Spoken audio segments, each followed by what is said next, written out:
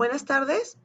Iniciamos la telecapacitación de Jueves Científico del día 3 de noviembre del 2022. Tenemos a la doctora Cristel Morales Espinosa como ponente el día de hoy. La doctora es médico cirujano egresado de la Universidad Nacional San Luis Gonzaga de Ica.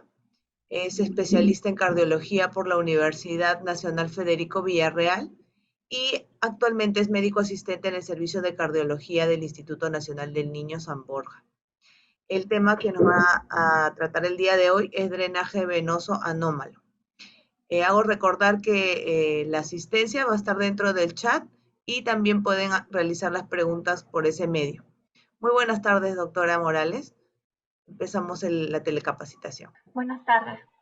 Buenas tardes a todos. Continuando el jueves científico, nos tocó a cardiología presentar un tema muy importante.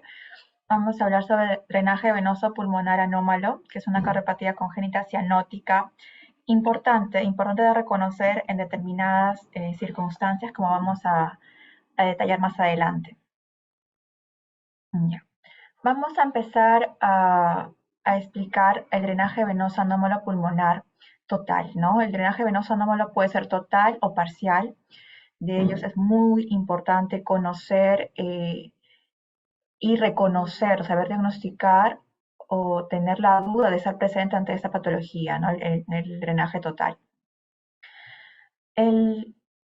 La definición de por sí de un drenaje venoso es una anomalía en la conexión de las venas pulmonares que no se dan en la aurícula izquierda, ¿no? Todos sabemos tenemos 4 venas pulmonares que drenan o que se conectan normalmente a una aurícula morfológicamente izquierda. Hacemos esta aclaración de morfológicamente izquierda y no necesariamente la aurícula en una ubicación izquierda, porque hay cardiopatías muy complejas, entre ellas los isomerismos, en las cuales el paciente tiene pues 2 aurículas morfológicamente derechas o izquierdas y que están ubicados a la derecha y a la izquierda. Entonces, es en el diagnóstico, en la definición de un drenaje pulmonar anómalo, es la conexión anómala, ¿no?, de estas venas pulmonares en una aurícula que no es la izquierda. Hay que también aclarar en la parte de conexión y drenaje, ¿no? Entonces, hablamos de la conexión, es decir, que no están conectadas en la aurícula izquierda, no como por ejemplo acá vemos las 4 venas pulmonares no se conectan a la aurícula izquierda, pero también hablamos de la definición de drenaje. Puede haber una conexión normal, es decir, que las 4 venas pulmonares estén conectadas a una aurícula morfológicamente izquierda, pero que el drenaje sea anómalo. Hay una gran variedad de cardiopatías muy complejas, entre ellas este gráfico que vemos acá, que se trata de un paciente que tiene una atresia mitral, no hay válvula mitral, no hay una CIA, ¿no? El CIA está cerrado. Entonces, el flujo que viene por las venas pulmonares a esta aurícula izquierda no tiene a dónde ir, o sea, no tiene hacia dónde, ¿no?, continuar su flujo, ¿no? No hay un flujo anterógrado al cual seguir y tampoco tiene un desfogue que pueda dar por una CIA o un foramen oval. Por lo tanto, pues en esta patología puede estar asociado a una persistencia de una vena vertical, de un colector, y esta de acá, este flujo se puede conectar, ¿no?, a través de una vena innominada hacia la vena cava superior. Y está llegando entonces este flujo o esta llegada del flujo venoso pulmonar, y está llegando hacia lo que es la aurícula derecha a través de la vena cava superior. Entonces hay una conexión normal, pero un drenaje anómalo, ¿no? Son 2 términos que tenemos que tener claros. El drenaje venoso anómalo pulmonar es una cardiopatia congénita cianótica, ¿no? El paciente, como hay una mezcla de sangres, tiene cianosis, ¿no? Se puede reconocer por ello, y corresponde solamente al 1.5% de las cardiopatías congénitas. No hay una predominancia específica, ¿no?, entre que es más frecuente en hombres, en mujeres. Hay un estudio en el cual indica que los infracardíacos, que es un tipo de drenaje venoso pulmonar total, predominan en el sexo masculino, pero también hay otros estudios que dicen que no, que es más frecuente en el sexo masculino los supracardíacos o los intracardíacos, ¿no? Eso no está definido completamente. Genéticamente, ¿existe un tipo de herencia? ¿Se puede transmitir esta anomalía? Pues en realidad no existe un patrón genético claro, una herencia clara. Hay, claro, estudios en los cuales hay grupos familiares, en los cuales sí se heredan este tipo de cardiopatía a través de una herencia autosómica dominante, pero es algo no es frecuente, es algo aislado. Lo que sí se puede o se ha encontrado es que se puede asociar a otro tipo de anomalías cromosómicas, ¿no? Otro tipo de anomalías, como por ejemplo, es muy frecuente asociadas a malformaciones óseas, ¿no? Por ejemplo, el síndrome de Holoran, en la cual hay una anomalía en lo que es las manos y los antebrazos, no específicamente el hueso del radio, el Klippel-Feil, en el cual pues hay esta fusión de la clavícula con las vértebras cervicales, asociado también a focomelia, ¿no? Entonces, esas son anomalías que están asociadas a cardiopatías, y entre estas cardiopatías la más frecuente que se ha visto pues es el drenaje venoso anómalo pulmonar total. También se asocia a otro tipo de cardiopatías, o sea, puede ser que tenga el paciente solamente un drenaje venoso pulmonar total, o también está asociada a otras cardiopatías, como puede ser una transposición de grandes vasos, puede estar asociada a un falot, a un ventrículo único, a un truncus arterioso, atresia tricuspidia, síndrome de corazón izquierdo hipoplásico, a una atresia pulmonar, a una coartación, anillos vasculares, ¿no? Entre otros. Asimismo, como se mencionó al principio, también está asociado a lo que es un síndrome de pacientes que tienen heteroctasia visceral, pacientes con isomerismo, ¿no? Pacientes que tienen isomerismo derecho, en la cual tenemos dos aurículas morfológicamente derechas, la definición correcta, así sea que las venas pulmonares lleguen al lado izquierdo, estamos hablando de un drenaje, porque están llegando a una aurícula de morfología derecha. Entonces ya ahí el término es decir un drenaje venoso anómalo pulmonar total, por definición, ¿no? Anatómicamente vamos a observar la conexión anómala de una vena pulmonar, que es un drenaje parcial, o de todas las venas pulmonares, que es el total. Tenemos que ver también, y es como parte de la clasificación, a dónde drenan. O sea, el lugar de drenaje normal es la aurícula izquierda, pero si es anómalo, ¿hacia dónde está drenando? Está drenando al sistema cava, superior e inferior, al sistema ácigos, al seno coronario, ¿hacia dónde drena?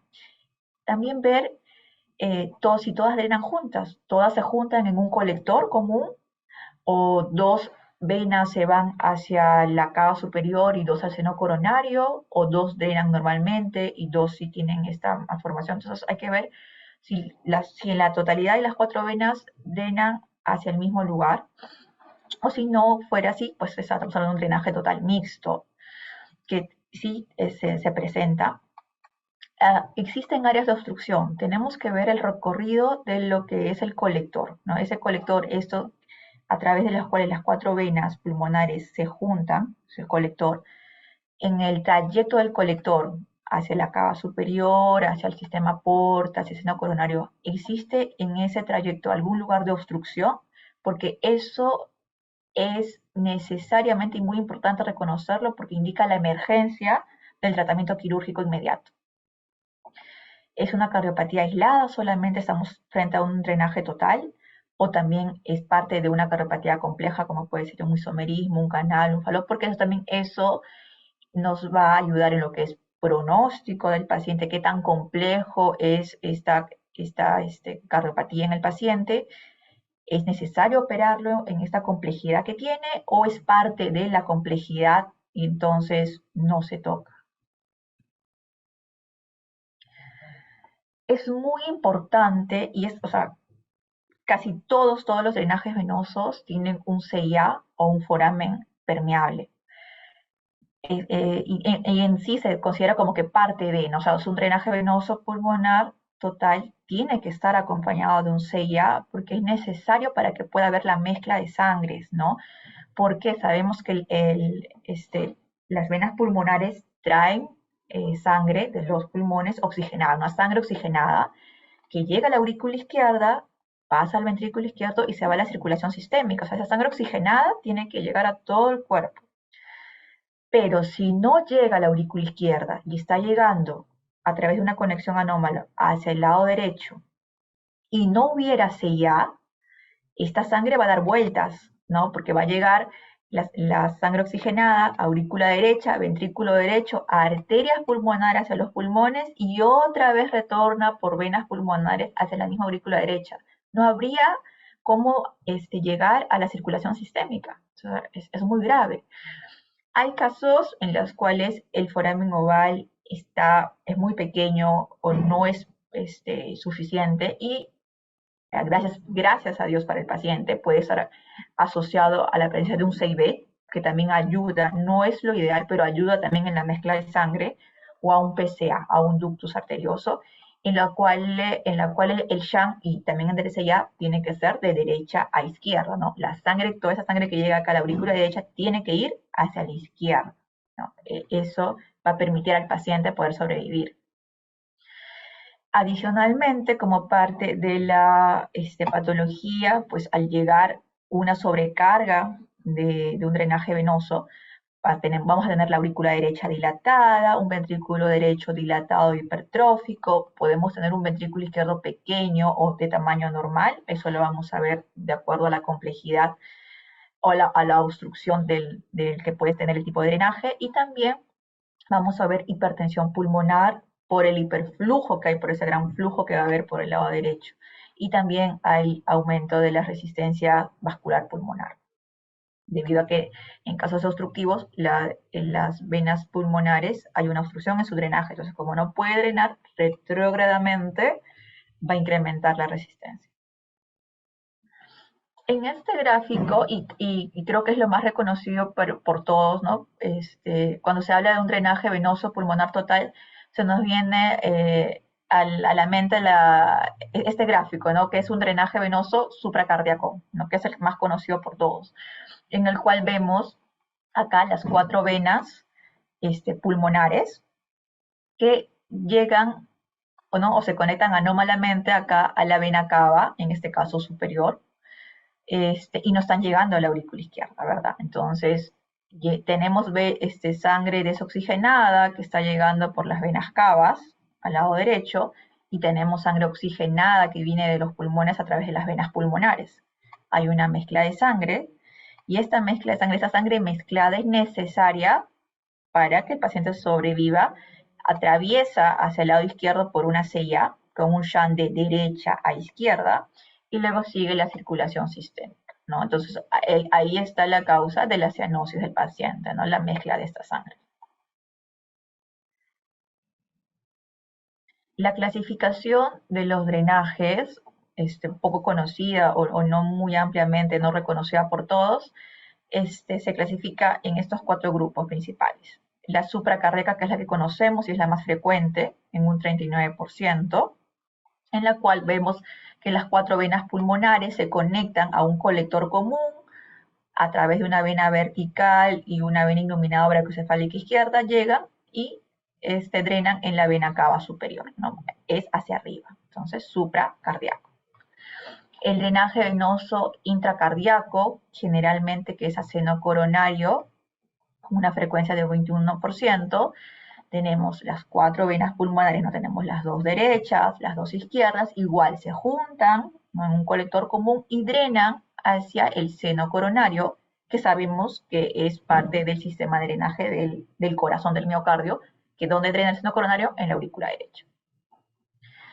Y tenemos también el drenaje infracardíaco, que generalmente es el que tiene más obstrucción, que lo vamos a ver más adelante, es el que más obstrucción tiene, y se presenta en una frecuencia de un 31%, igual las 4 venas pulmonares, las 2 derechas, las 2 izquierdas, se juntan con una vena vertical descendente y van a drenar hacia el sistema porta, ¿no? Generalmente la vena porta. Es poco frecuente y muy raro que vayan directamente a la cava inferior, pero hay casos, pero generalmente es a la vena porta.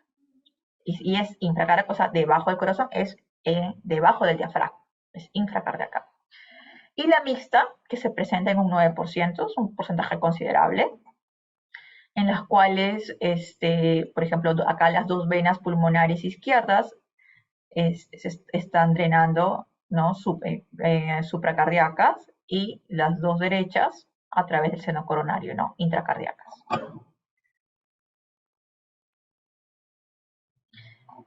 Rápidamente, el supracardíaco, que es el más reconocido, entonces tenemos cuatro venas pulmonares juntas hacia un colector, suben, ¿no? Ascienden a través de una vena vertical, se unen hacia lo que es la brachiocefálica izquierda o innominada y drenan en la cava superior derecha. En algunos casos, directamente pueden drenar del colector hacia la cava superior, también al sistema ácigos, o en caso de persistencia de cava superior izquierda, también pueden drenar hacia la cava superior izquierda. Este gráfico lo vamos a ver más adelante, pero no es frecuente la obstrucción en un supracardíaco, pero puede darse cuando el colector, ¿no?, se encuentra entre la arteria pulmonar izquierda y el bronquio izquierdo. Cuando se encuentra atrapado entre esas estructuras, puede ser una zona de obstrucción. Y como dije, es muy importante, al menos clínicamente uno lo puede notar o sospechar, y obviamente ecocardiográficamente se da el diagnóstico de si el drenaje es obstructivo o no, porque es una emergencia. El drenaje venoso intracardíaco es al seno coronario es muy frecuente, ¿no? Se forman un colector, las cuatro venas, y drenan hacia el seno coronario, que su drenaje normal es en la aurícula derecha.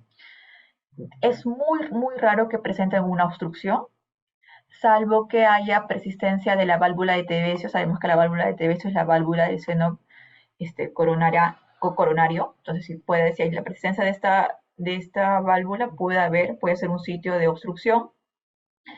Hay que tener precaución, bueno, sobre todo los cirujanos, cuando hagan la reparación de este tipo de drenajes, con la zona del triángulo de Koch, porque sabemos que es la zona donde se encuentra el nódulo auriculoventricular. Entonces, postquirúrgicamente en estos pacientes, si no se ha tenido el cuidado adecuado, puede tener bloqueo auriculoventricular.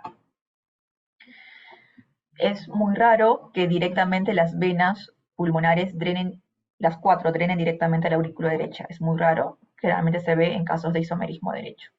Siempre es como que a través de un colector y a través de otra estructura. El drenaje infracardíaco es muy frecuente en la estenosis o obstrucción de ese tipo de drenaje, ya lo mencionamos. Puede ser, estas venas igual van hacia un colector, hacia una vena vertical descendente, atraviesan el diafragma a través del orificio esofágico. Ahí puede ser una zona de obstrucción, una primera zona de obstrucción. Drenan luego a la vena porta o aparte del sistema de vena porta, y donde generalmente se da también la obstrucción de este tipo de drenajes. Como se mencionó, raramente drenan directamente hacia lo que es la cava inferior, pero sí ocurre. Y generalmente los drenajes infracardíacos no obstructivos, la saturación sistémica es mayor que la pulmonar. Los sitios de obstrucción ya mencionamos que es en el trayecto del colector, ¿no? En el trayecto del colector hacia su drenaje anómalo, hacia el lado derecho. Pero también puede haber obstrucción, o se puede hablar de un drenaje pulmonar total obstructivo, cuando también hay compromiso de la CIA. Como hemos visto, la CIA es muy importante en ese tipo de cardiopatía y es parte de esa cardiopatía. Cuando tenemos una CIA restrictiva, es decir, una CIA menos de 5 milímetros o cuyo gradiente medio no sea mayor de 5 milímetros de mercurio, estamos ante una CIA restrictiva, y se corre el riesgo de que este paciente se nos complique hemodinámicamente. Como se menciona también, la obstrucción puede ser a través del colector venoso, como mencionamos, cuando queda atrapado entre el bronquio y la arteria pulmonar. Y hacia la parte inferior puede también ocurrir la obstrucción entre los sinusoides hepáticos. La clínica del paciente Depende generalmente si hay un tipo de obstrucción, si hay una señal restrictiva. ¿Por qué? Porque un paciente que tiene un drenaje venoso pulmonar anómalo total sin obstrucción puede llegar a suturar más de 90. Entonces la cianosis es mínima o casi imperceptible. Pero si el paciente tiene un drenaje obstructivo, la saturación puede caer hasta un 20-30%, ¿no? Paciente que puede estar saturando 70%, 80%. Y si es que además, ¿no? Como decíamos, la sella es restrictiva, hay una obstrucción, los síntomas van a presentarse muy precozmente. Se puede asociar hepatomegalia en los casos de drenaje infracardíaco, el pulso periférico es algo débil en el paciente, y vamos a ver acá las diferencias clínicamente entre un paciente con un drenaje sin obstrucción y un obstructivo. En un paciente con drenaje sin obstrucción, el paciente puede estar asintomático al nacer. Las primeras semanas de vida puede tener una leve taquipnea, puede haber una ligera dificultad para la alimentación, se puede agitar mientras lacta, pero luego lo supera y se puede ver en el trayecto, ¿no? Que puede haber una baja ganancia ponderal en su seguimiento, infecciones respiratorias a repetición y recién aproximadamente a los 2 o 3 meses puede haber signos de insuficiencia cardíaca. Y como mencioné, la cianosis al nacer en los primeros meses puede ser mínima e imperceptible incluso. Cuando estamos ante un drenaje obstructivo, los síntomas son precoces, son inmediatos prácticamente. Es un paciente que está cianótico, es ataquipneico, se alimenta con bastante dificultad, la lactancia es entrecortada, puede presentar hipoxemia, llegar a acidosis metabólica. Entonces no puede confundir bastante con un síndrome de distrés respiratorio. Al examen físico, específicamente al examen cardíaco, se puede ver un impulso ventricular derecho, no por la sobrecarga de volumen del lado derecho. El primer ruido es muy sonoro, seguido de un clic de eyección sistólica. El segundo ruido desdoblado, fijo, generalmente eso está asociado a lo que es la CIA, que me hace un segundo ruido fijo y desdoblado. Puede haber un tercer o cuarto ruido que se asocia a lo que es ICC, a la insuficiencia cardíaca.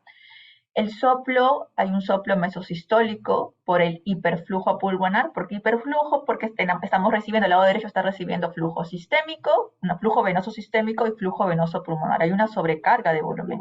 Esa sobrecarga de volumen origina un hiperflujo pulmonar y ese hiperflujo pulmonar nos da este soplo mesosistólico, ¿no? O sea, en la mitad de la sístole.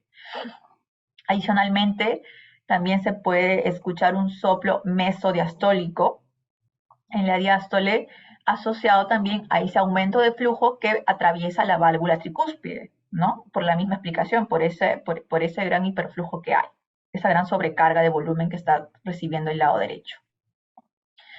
Puede estar asociado a hepatomegalia, como lo mencionamos, clubbing, es decir, dedos en palillo de tambor, ya eso ya más tardíamente.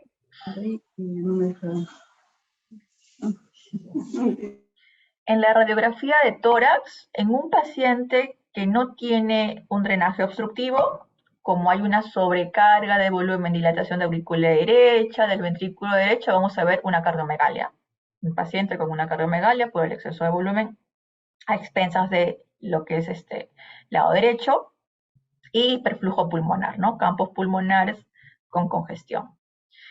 En cambio, en un paciente, en un recién nacido, un neonato, que tenemos un paciente neonato cianótico, vemos un corazón pequeño o de tamaño normal y con una congestión severa, ¿no?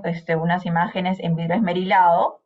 Estamos frente a un paciente muy altamente sospechoso de un drenaje pulmonar total obstructivo, el cual es una emergencia quirúrgica. Este tipo de paciente es una emergencia quirúrgica. Hay la famosa imagen, creo que todos hemos visto en pregrado, la famosa imagen del snowman o del hombre de nieve. Se da en pacientes con un drenaje venoso total supracardíaco, ¿no? Donde, si recordamos la imagen anterior, pues se puede ver lo que es el trayecto de la vena vertical, de la innominada y que llega hacia la vena cava superior. Entonces, ese trayecto, ¿no? Asociado acá hasta el corazoncito, nos da esa famosa imagen de hombre de nieve. En el electrocardiograma vamos a ver lo que conocemos de la patología. Entonces tenemos dilatación de aurícula derecha, entonces tenemos ondas P altas. Como tenemos una sobrecarga, ¿no?, del lado derecho, vamos a tener un eje desviado a la derecha.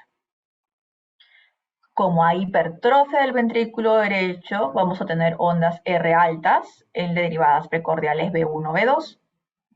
Y además también presencia de un bloqueo incompleto de rama derecha, ¿no?, con la imagen de RS'.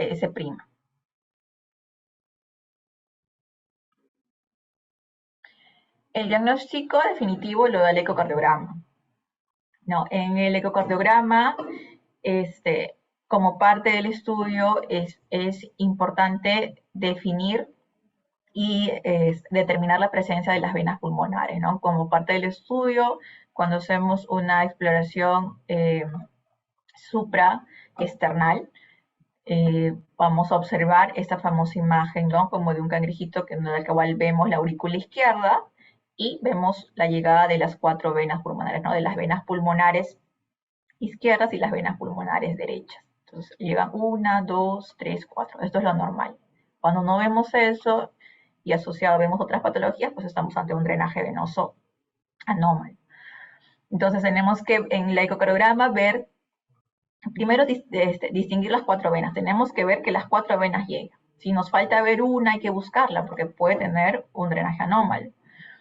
Hay que ver también si las 4 venas drenan juntas en un colector o tal vez solamente hay 3 en un colector y la otra está llegando hacia otra estructura, no puede ser un drenaje mixto. Hay que medir los diámetros del colector, las uniones con, por ejemplo, la vena vertical, con la vena innominada. Hay que ver el trayecto de estas estructuras, determinar si es que existe obstrucción en el flujo venoso o no. Y también tenemos que evaluar la CIA, el tamaño de la CIA, el gradiente de la CIA para estar seguros de que no estamos ante una CIA restrictiva.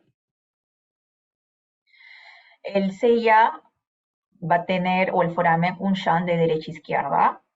Vamos a ver una aurícula izquierda pequeña porque no está llegando las venas pulmonares, ¿no? Las venas pulmonares están hacia el lado derecho, entonces vamos a tener una aurícula derecha gigante y una aurícula izquierda muy pequeña.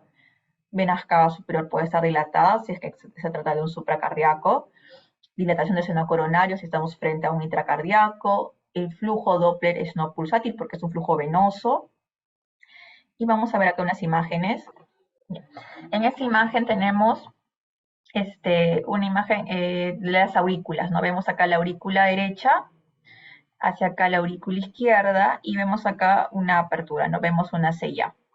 Este flujo de esta sella es bidireccional, porque el flujo rojo quiere decir que viene de izquierda a derecha, pero también vemos un flujo azulito, que entonces quiere decir que está recibiendo flujo de derecha a izquierda. ¿Sí? Esta es la sella. Es una sella pequeña, mediana. Pero yo podría decir que no es restrictiva porque al menos no hay turbulencia, no pasa con turbulencia este shunt.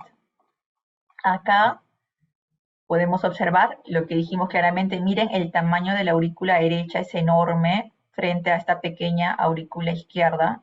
No sé si se puede ver, si lo llegan a ver. La aurícula izquierda es pequeñita.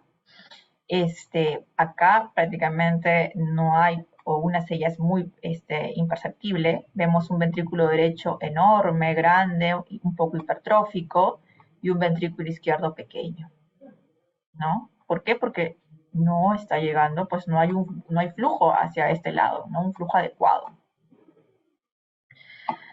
Como mencionaba, con el Doppler, vamos a ver que el flujo, pues, cuando observemos esas estructuras, es un flujo venoso, es un flujo no continuo, no es un flujo pulsátil de una arteria.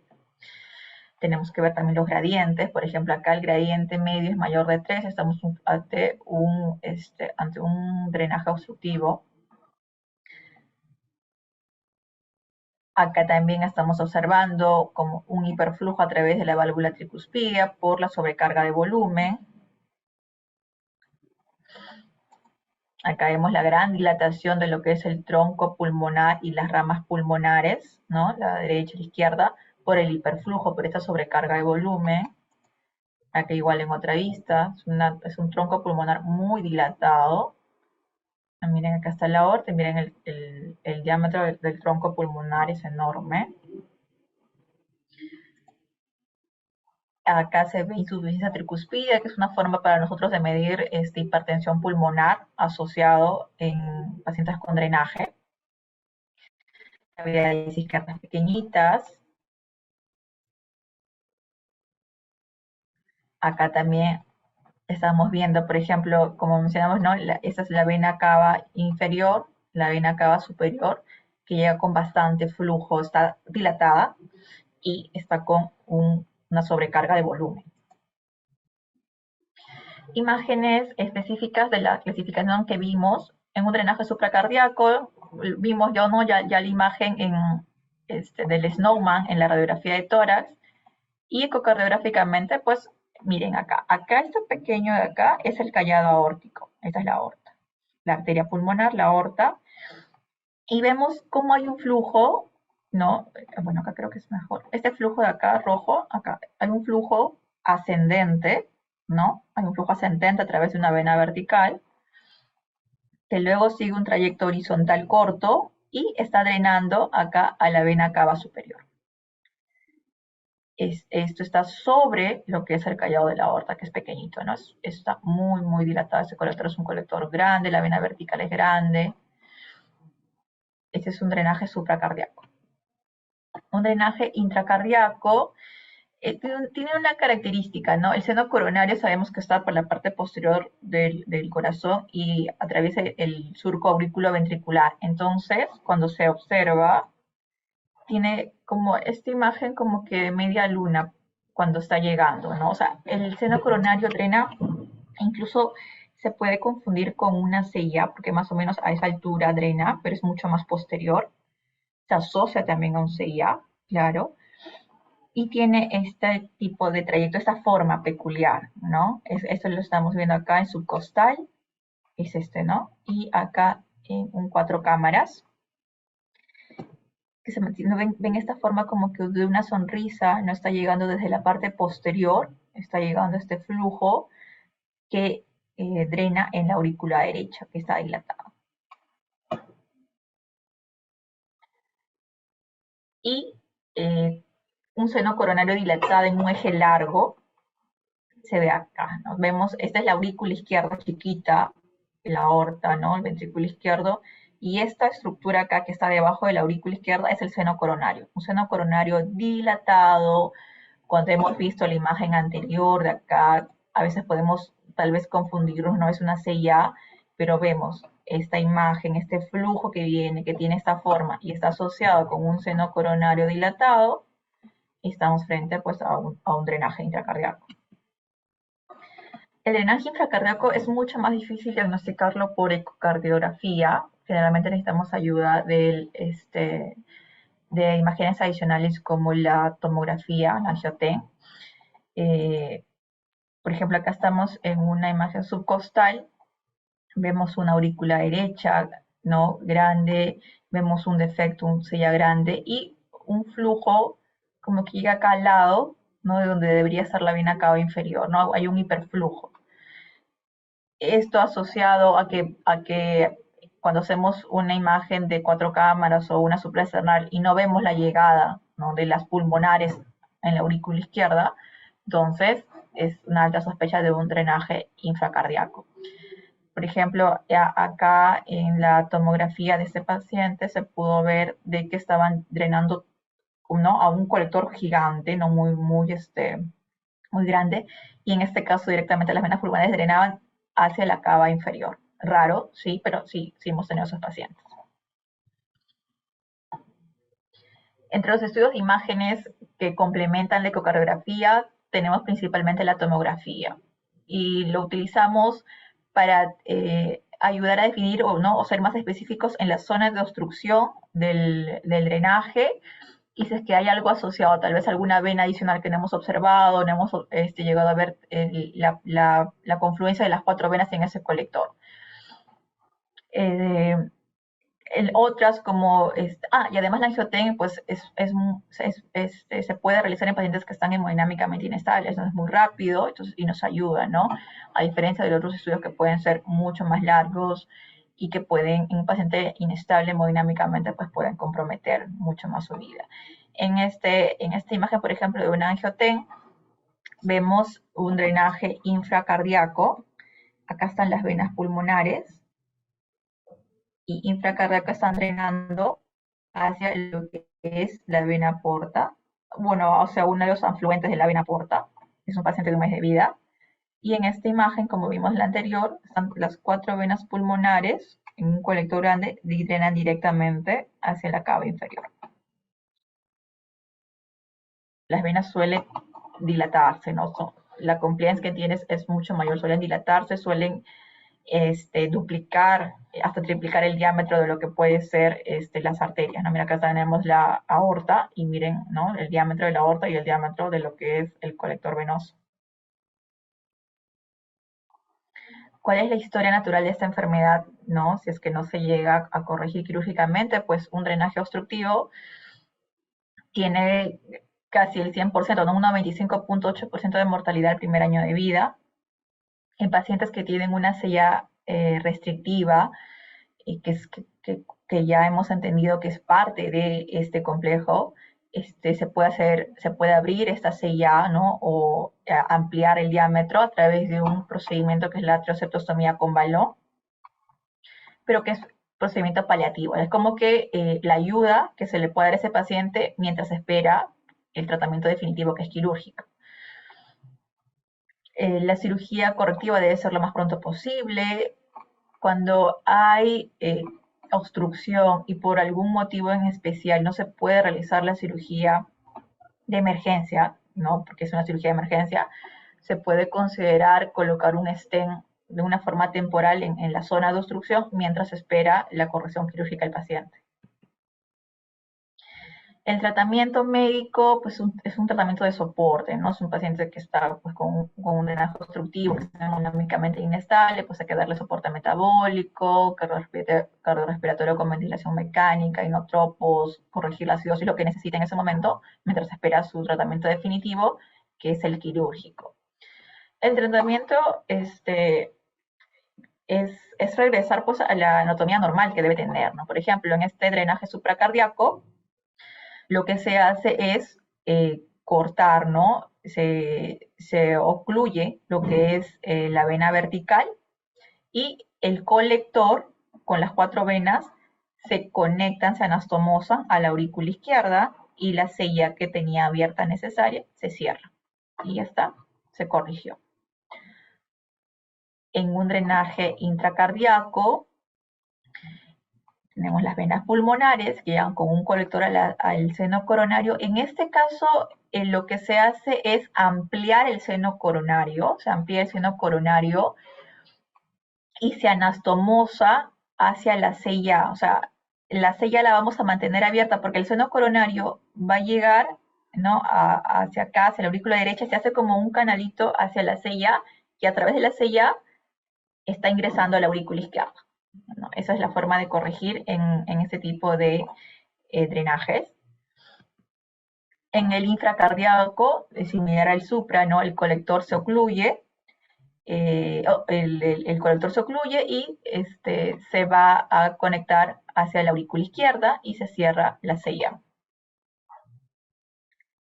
Cuando es un drenaje mixto, igual, por ejemplo, acá teníamos que llega una vena pulmonar, una sola vena, acá la vena innominada, entonces se cierra y se reanastomosa a su lugar que debe tener, ¿no? Y estas venas pulmonares, que eran de un drenaje intra, que llegaban al seno coronario, entonces lo que hacíamos es se amplía el seno coronario, se conecta con la sella y ya se corrigió esas 3 venas que llegaban intracardíacas. ¿Qué riesgo, qué factores de riesgo tenemos para la mortalidad en estos pacientes que a una edad muy temprana tengan compromiso hemodinámico? Lamentablemente, y sí, y es parte del seguimiento de estos pacientes, esas venas que drenan anómalamente pueden ser hipoplásicas o las mismas venas pueden ser estenóticas, ¿no? Es decir, llegan hacia el colector, pero tienen estenosis en la llegada a su colector común. Entonces, eso complica bastante porque no es tan fácil tratarlas e incluso es muy difícil el tratamiento de esas venas estenóticas. También si está asociado a otras lesiones cardíacas, el pronóstico pues es mucho más sombrío. Y el riesgo de hipertensión pulmonar posoperatoria, ¿no? La hipertensión pulmonar el riesgo es mucho mayor a medida que los niños son más grandes, ¿no? Por eso es necesaria la corrección quirúrgica pronta de estos pacientes. Para terminar y brevemente mencionar lo que es drenaje venoso pulmonar anómalo parcial, tiene una prevalencia menos de 1% de las cardiopatías congénitas. Como parte de la definición, una o más venas están conectadas a la aurícula izquierda. Por ejemplo, acá tenemos dos venas pulmonares izquierdas que están conectadas a la aurícula izquierda y las otras están conectadas a la aurícula derecha o a otra estructura, ¿no? Una vena, ¿no? Acá, por ejemplo, tenemos la vena pulmonar derecha. Mira, acá llega una a la aurícula derecha o acá otras que pueden llegar directamente a la vena cava superior. El drenaje venoso pulmonar anómalo parcial generalmente se asocia a una CIA de tipo seno venoso. Es una CIA alta. Y es difícil decir la incidencia también o la frecuencia de esta cardiopatía porque a veces se infradiagnostica, o sea, no se diagnostica. Hay estudios en los cuales post-mortem, ¿no? Se ha encontrado en un paciente que falleció por otra causa, que nunca tuvo un síntoma y que tenía un drenaje parcial, ¿no? De una o dos venas. Entonces, ahí es difícil también decir cuánta es la incidencia de esta cardiopatía. Eh, Como mencioné, está asociado a un CIA tipo seno venoso, puede estar asociado a otro tipo de cardiopatías congénitas. Generalmente, cuando hay una anomalía en las pulmonares izquierdas, estas drenan a lo que es el seno coronario o a la innominada, y en las derechas, cuando la anomalía es de estas venas pulmonares derechas, suelen drenar a la cava superior o cava inferior. Acá tenemos unas imágenes de una tomografía en las cuales, no sé si van a distinguir, acá tenemos la aurícula izquierda y estamos viendo acá una vena pulmonar inferior izquierda, una superior izquierda que están llegando, ¿no? Llegan a la aurícula izquierda y las derechas no están, las derechas están acá llegando y la superior y la inferior derecha están llegando a la cava superior. Eh, Como un dato extra, el síndrome de cimitarra. El síndrome de cimitarra es una conexión anómala de las venas pulmonares derechas, de las dos derechas, que se van a conectar a la porción suprahepática de la cava inferior. ¿Por qué es un síndrome? Porque asociado a esta conexión anómala de pulmonares derechas, se asocia con una hipoplasia de pulmón derecho y con un secuestro pulmonar, ¿no? Lo cual es de tratamiento quirúrgico, ¿no? Una exéresis de ese lóbulo comprometido. Cimitarra se le conoce así porque la imagen que da radiográficamente, o bueno, o también acá es una angiografía, da esa imagen de ese sable, de esa cimitarra, ¿no? Por por la conexión de estas venas derechas que se van hacia abajo, ¿no? Porque están, para que se conecten hacia la cava inferior, pues tienen un trayecto infradiafragmático, ¿no? Entonces, esta estructura, ¿no? Simula esta espada, esta cimitarra, ¿no? Acá lo podemos ver en radiografía, en cateterismo, y acá tomográficamente, ¿no? Acá vemos las dos venas pulmonares derechas que están llegando, ¿no? De un colector, ¿no? De diámetro ancho y que están llegando hacia la cava inferior. Y bueno, eso sería todo de la presentación del día de hoy. Si tuvieran alguna pregunta.